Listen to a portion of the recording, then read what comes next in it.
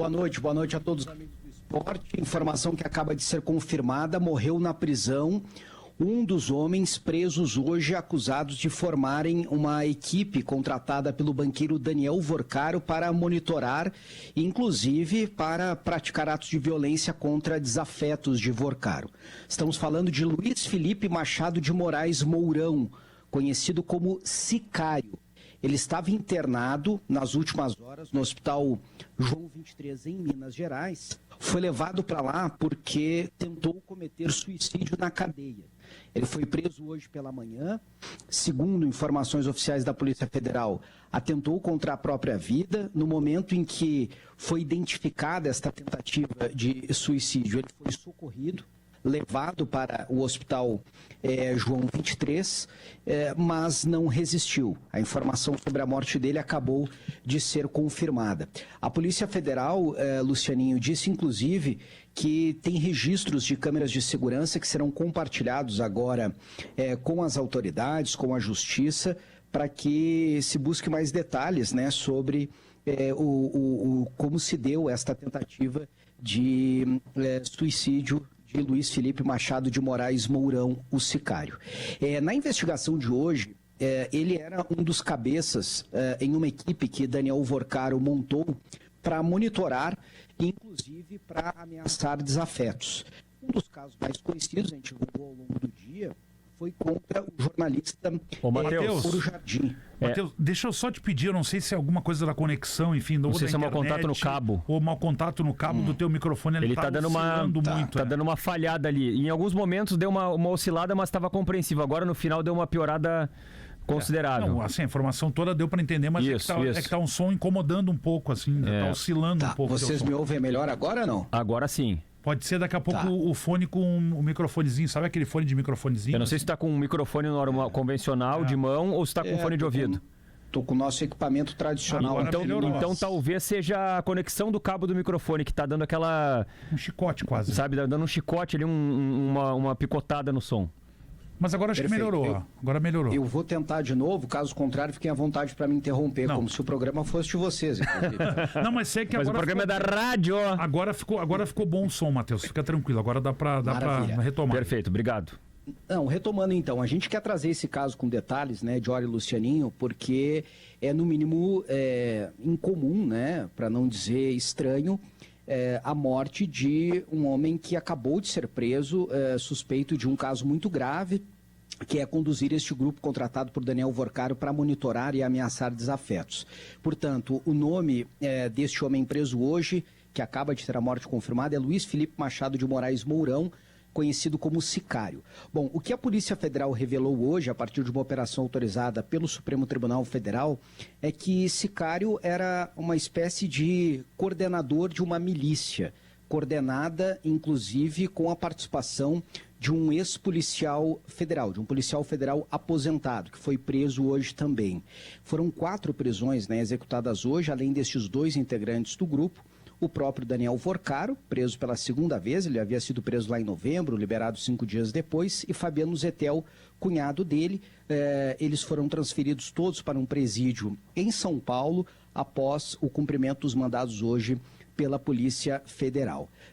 Eu dizia mais cedo, e quero reforçar aqui, que a Polícia Federal, ao informar essa situação envolvendo o atentado contra a vida do homem conhecido como Sicário, a Polícia Federal ela informou que vai compartilhar os registros que tem de câmeras de segurança para que agora, né, a Justiça, até a investigação sobre o caso em si, tenha mais detalhes sobre o ocorrido. A nota da Polícia Federal foi a seguinte: agora no final da tarde, por volta de 5 horas depois que houve, né, a constatação desta tentativa de atentado contra a vida de Luiz Felipe Mourão. A Polícia Federal lamenta informar, né, que Luiz Felipe Mourão, um dos presos na Operação Compliance Zero, deflagrada hoje, atentou contra a própria vida enquanto se encontrava sob custódia na instituição, na Superintendência Regional da Polícia Federal em Minas Gerais. No caso dele, foi preso em Minas. Ao tomarem conhecimento da situação, policiais federais que estavam no local prestaram socorro imediato, iniciando procedimentos de reanimação e acionando o SAMU, Serviço de Atendimento Móvel de Urgência. A equipe médica deu continuidade ao atendimento no local, o custodiado será encaminhado à rede hospitalar para avaliação e atendimento médico. Era lá que ele estava sendo atendido, né? Hospital João 23, em Minas, antes agora da confirmação da morte. Polícia Federal comunicou o ocorrido ao gabinete do ministro relator no Supremo, no caso André Mendonça, e entregará todos os registros em vídeo que demonstram a dinâmica do ocorrido. Será aberto procedimento apuratório para esclarecer as circunstâncias do fato. Bom, Luiz Felipe Machado de Moraes Mourão, o sicário, não resistiu, portanto, faleceu agora à noite e fica a investigação para tentar determinar a dinâmica, se houve alguma falha, né, de Diori Lucianinho deixando algum equipamento, algum objeto na cela que permitisse, né, este atentado contra a vida, ou se não houve, enfim, os detalhes terão de ser apurados a partir de agora, em razão desta situação que acaba de ser confirmada pela Polícia Federal. Luiz Felipe Machado de Moraes Mourão não resistiu aos ferimentos e acabou morrendo agora à noite. Bom, e importante também, né, Chu, trazer detalhes de conversas que foram obtidas pela Polícia Federal e que foram compartilhadas hoje, que mostram diálogos, né? Mostram trocas de relatos, de mensagens ali entre o Vorcário e o Mourão, né? Falando sobre situações ali, perseguição a pessoas que estavam ameaçando, uma série de coisas assim que mostram o nível dessa investigação e o que está em jogo, né? No caso, as mensagens que foram recuperadas pela Polícia Federal, né, nos aparelhos telefônicos apreendidos em outras fases desta Operação Compliance Zero, elas mostraram diálogos entre este funcionário de Vorcário e o próprio banqueiro. Em um deles, começando aqui pelo caso do jornalista Lauro Jardim, os dois comentam matérias que estavam sendo publicadas pelo colunista do jornal o Globo, Lauro Jardim, que eram desfavoráveis a Daniel Vorcário. Em um determinado momento, Mourão compartilha uma notícia de Lauro Jardim e afirma o seguinte: esse Lauro Jardim bate cartão todo domingo, lança uma nova sua. Mourão continua chamando o jornalista de cara escroto. E Vorcário responde: tinha que colocar gente seguindo esse cara para pegar tudo dele. Mourão diz em resposta que vai fazer isso. Em outro momento, ele afirma o seguinte: estamos em cima de todos os links negativos, vamos derrubar todos e vamos soltar positivas, possivelmente fazendo, né, uma referência a reportagens positivas. Mas aí Daniel Vorcário afirma o seguinte, que ele quer mandar dar um pau no jornalista e quebrar todos os dentes dele num assalto. A ideia era que os capangas de Vorcário simulassem um assalto para agredir o jornalista. Em outro trecho, eles falam de uma empregada doméstica que, pelo contexto dos diálogos, foi funcionária de Vorcário e deixou depois de trabalhar para ele. Elas mostram que, segundo Vorcário, a empregada estava fazendo ameaças. Ele escreve o seguinte: a empregada Monique está me ameaçando, é mole, tem que moer essa vagabunda, nestes termos escritos por Daniel Vorcário. Mourão pergunta então o que deveria ser feito e ele responde: puxa endereço, puxa tudo. Em outro trecho, eles falam sobre um chefe de cozinha, que pelo contexto também trabalharia para Vorcário. O bom de dar um sacode no chefe de cozinha primeiro é que o outro já vai assustar. Eles se referiam a dois funcionários e Vorcário, né, sugere dar um sacode, né, agredir um chefe de cozinha que trabalhava antes para ele. O outro funcionário não foi identificado. Então são alguns dos relatos, Lucianinho e Diori, que a Polícia Federal compartilhou com o Supremo hoje, que reforçou, além de vários outros elementos, a necessidade da prisão preventiva destes 4 homens presos hoje. 2 desta equipe de segurança e de monitoramento clandestino de pessoas, de ameaça a pessoas, e o próprio banqueiro Daniel Vorcário e o cunhado dele, Fabiano Zettel. Além deste monitoramento, da intimidação de desafetos, estes homens, segundo a Polícia Federal, estavam acessando dados e sistemas sigilosos da própria Polícia Federal, lembrando que um dos presos não Mourão, que tirou a vida hoje, mas o outro preso é policial federal aposentado, então já tinha, né, o conhecimento sobre sistemas da Polícia Federal, sistemas de acesso a dados sigilosos, utilizou dessas ferramentas para monitoramento clandestino de pessoas. Além disso, dados sigilosos do Ministério Público Federal, da Justiça, acessando inclusive informações quando Vorcaro foi alvo de decisões desfavoráveis lá pela Justiça de primeiro grau no ano passado. Acessaram dados, vejam só, da Interpol e até mesmo do FBI, segundo a Polícia Federal. Para se ter uma ideia, né, do nível de conexão que Vorcaro buscava ter.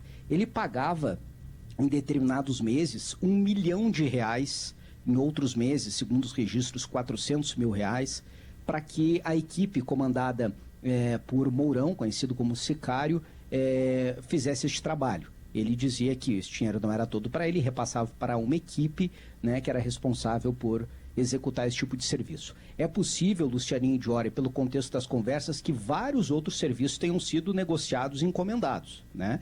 Mas a Polícia Federal já apreendeu mais de 100 aparelhos celulares nas 3 fases da Operação Compliance Zero, que investiga os desvios no Banco Master, e ainda não conseguiu, é claro, analisar todo este material. Aliás, o trabalho ele era um pouco mais lento, né? Porque vocês vão lembrar que durante a condução do ministro Dias Toffoli, do Supremo Tribunal Federal, as coisas não estavam funcionando assim dentro do que é o normal. Toffoli estava fazendo uma espécie de vigilância sobre o trabalho da Polícia Federal, determinou que somente 4 peritos específicos poderiam analisar todo o material apreendido, que o material precisava ficar armazenado dentro do Supremo Tribunal Federal para evitar vazamentos. Então isso, na prática, estava atrasando também o trabalho, as conclusões da Polícia Federal.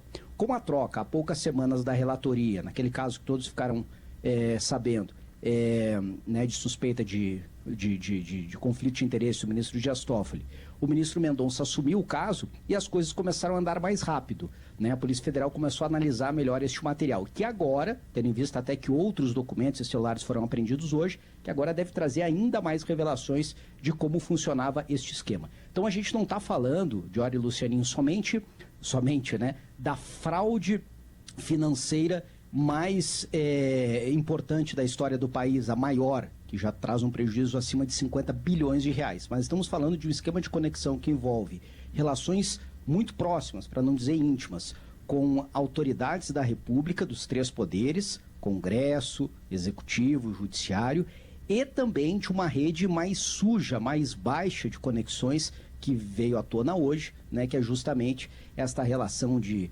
ameaça, de intimidação, utilizando até capangas, né, em bom português, para realizar esse tipo de trabalho. É bom também a gente reforçar, né, Matheus Schuch, que a gente está falando do dono do Banco Master nessas conversas, nesses diálogos. Nesse nível. Estarrecedores, né? Um negócio inacreditável, o que a gente está acompanhando em relação a esse caso. Esse assunto vai ter muita repercussão, né, Matheus, a partir de agora com a morte aí do Sicário, no caso, né?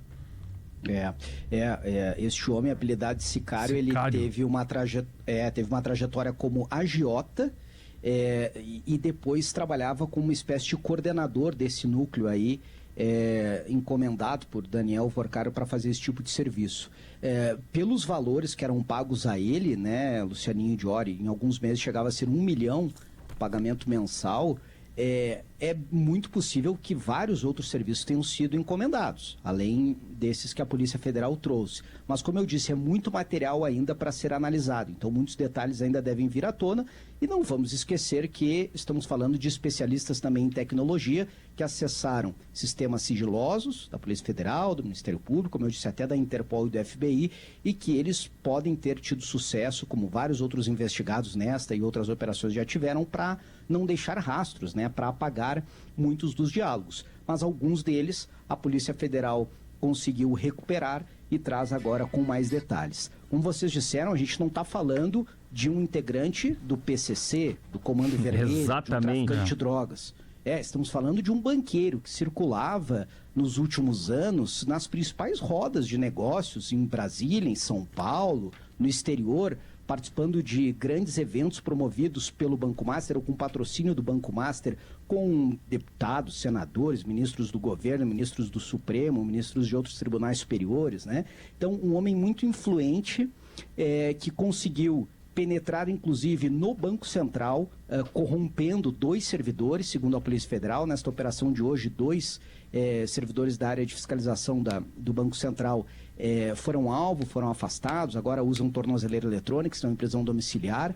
Né? Neste contato com 2 servidores do Banco Central, conseguiu perpetuar muitos negócios que não seriam aprovados em condições normais, porque o Banco Master e outros negócios ligados ao Master já começavam a dar demonstrações de insolvência, de que não se sustentavam, mas graças a esta estratégia de agir em absolutamente todos os lados, né, garantir apoio e apoio comprado, né, inclusive dentro do Banco Central, Daniel Vorcar conseguiu manter por muito tempo este negócio. Hoje, a Polícia Federal afirmou que depois de ser preso pela primeira vez, lá em novembro do ano passado, ele escondeu, vejam só, 2 bilhões e 200 milhões de reais em uma conta no nome do pai, para tentar fugir do bloqueio de bens. Não estou falando de 200 mil, não estou falando de 2 milhões, de 200 milhões, são 2 bilhões de reais, escondidos em uma conta ligada ao pai.